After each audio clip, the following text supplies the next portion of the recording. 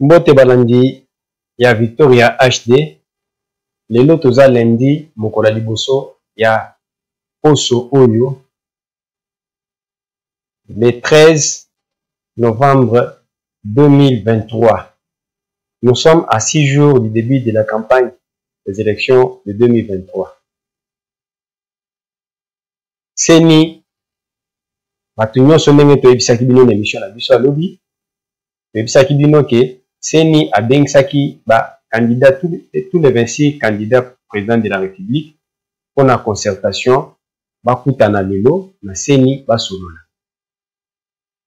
Ba candidat nyonso bazalaki présent sauf ba candidat o boyebi o baza na solde ya mindele ndenge baki okutana na Afrique du Sud. Entre autres Moïse Katumbi, Seth Kikuni, Delice Sanga et Kiri na bango ndenge baki okutana na Afrique du Sud. Batu baza solde ya Rwanda, ba candidat ya Rwanda. Bakutani. C'était quel est le but? Oyo babengiselaki bango kuna. Ce n'était pas ndenge tozomona ngo na ba réseaux sociaux bazo diaboliser que no bakie kosola na bango pona dialogue pona ko prolonger l'élection. Non. Babengaki bango po bakutana kuna na Seni ba expliquer bango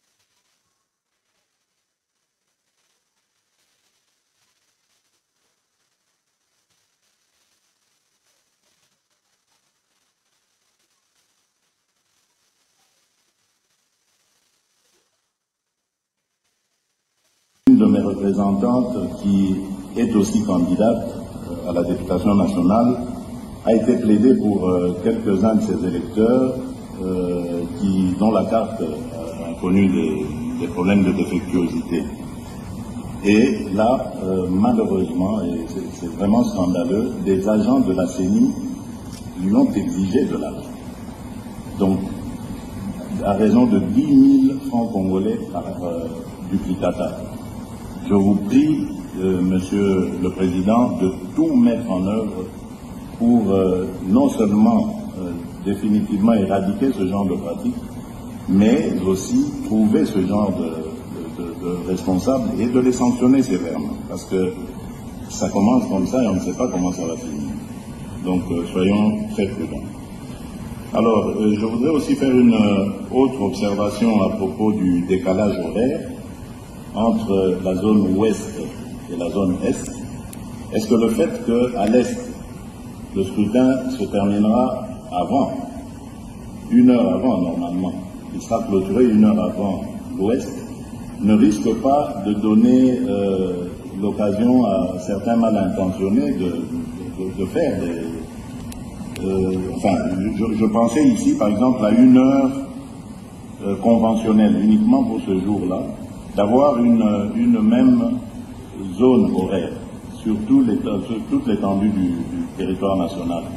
Serait-ce possible d'en arriver là? Et ainsi, on pourrait commencer à 6 heures pour tout le monde, 6 heures à Kinshasa, en supposant par exemple qu'à l'Est, pendant qu'il sera 7 heures, on ramène l'heure à 6 heures aussi, et on le fait. Donc on le voit par exemple en Europe, il y a des moments où on passe à l'heure d'été et à l'heure d'hiver.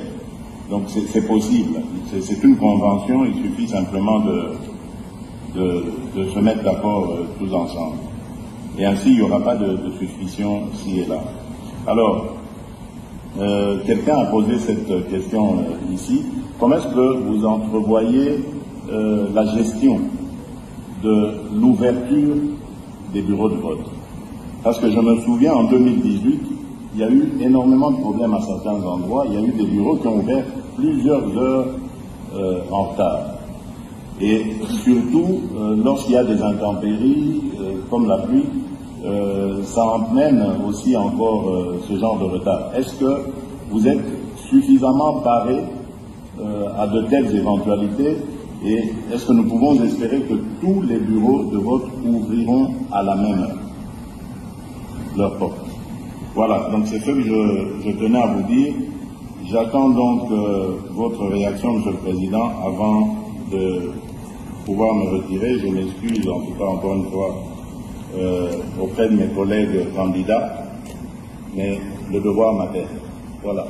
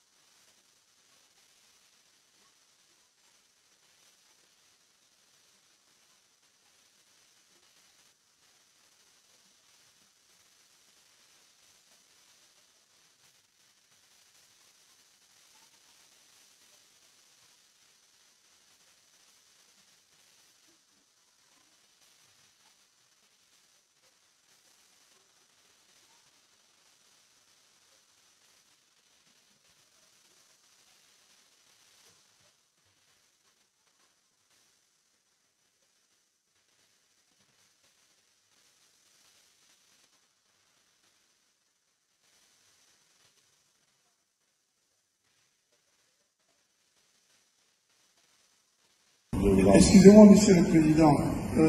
Puisque le candidat numéro 20 va partir et que je prévoyais de poser une question de régularité et d'égalité qui est en rapport avec le pouvoir qu'il exerce encore, et je voudrais, Monsieur le Président, que dans le cadre de la régularité du principe d'égalité, nous, les candidats présidents de la République, on devait bénéficier des mesures de sécurité que doit nous garantir le président de la République sortant. Et je voudrais qu'ils nous disent, avant de partir, quelles sont ces mesures. Parce que si nous sommes égaux en tant que candidats, mais nous ne sommes pas en réalité, parce que pour que le président candidat arrive ici, la route était barricadée partout et il a pu arriver tranquillement. Mais nous, on était dans des embouteillages, il a fallu négocier. Mais si, dans le cas des mesures qui sont prévues, on peut nous assurer aujourd'hui que nous aurons le nombre de gardes, mais aussi un véhicule pour les policiers qu'on aura, un véhicule gyrophare pour nous ouvrir la route. Pendant le temps que nous sommes candidats, ce serait juste, ce seraient des petites mesures qui réaliseraient l'égalité. Et je pense que le président de la République sortant, qui a encore le pouvoir, peut nous les garantir à tous pour réaliser cette régularité et cette égalité. Je vous remercie. Heureusement, pas moi qui organise cela. Je crois que c'est le ministère de l'Intérieur. Sous vos ordres. Aussi les comportements de gouverneurs dans des provinces qui interdisent le meeting, la réunion. Si les chefs de l'État, les... S'il vous plaît, suivons l'ordre, je vous en prie.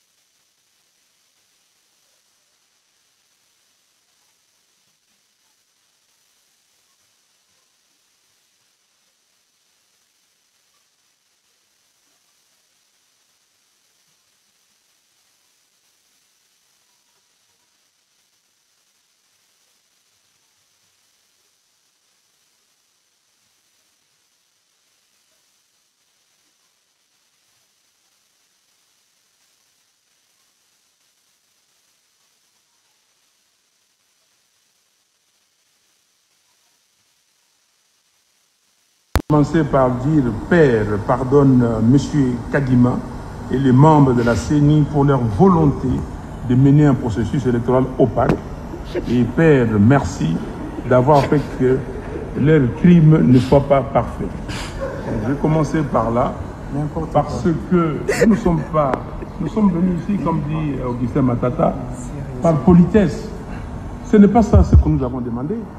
On vous a demandé une réunion entre les candidats présidents de la République et la CENI pour se fixer, se convenir des règles du jeu. Et vous venez ici comme si vous amenez les écoliers, vos écoliers au zoo et leur dire voici les espèces d'animaux qui existent dans le monde. Non. Ça c'est quoi exactement ça? Mais regardez M. Kadima, membre de la CENI. Voilà les rapports des 68 pages de l'OIF Voilà comment l'OIF fait la synthèse. En 3 lignes, on dit ceci: un fichier électoral inclusif, c'est le fichier de 2018, exhaustif et actualisé, mais perfectible, et donc nécessitant des améliorations ayant fait l'objet des recommandations à court et moyen terme en vue notamment de son affichage provisoire pour permettre d'aboutir à des listes électorales définitives conformément à la loi. 68 pages. Vos amis ont fait un audit, ça, que j'ai ici, c'est torchon de 137 pages. 137. Il n'y a rien. Dans ce document, il n'y a même pas le nombre d'électeurs qui ont été enregistrés par la CENI. Il n'y a pas une recommandation pertinente. La recommandation qu'ils ont donnée, veillez donner au candidat, au candidat président de la République une liste expurgée pour, monter la confiance. Et vous ne l'avez pas fait. Vous ne l'avez pas fait. Je vais commencer par dire, Père, pardonne M. Kadima et les membres de la CENI pour leur volonté de mener un processus électoral opaque.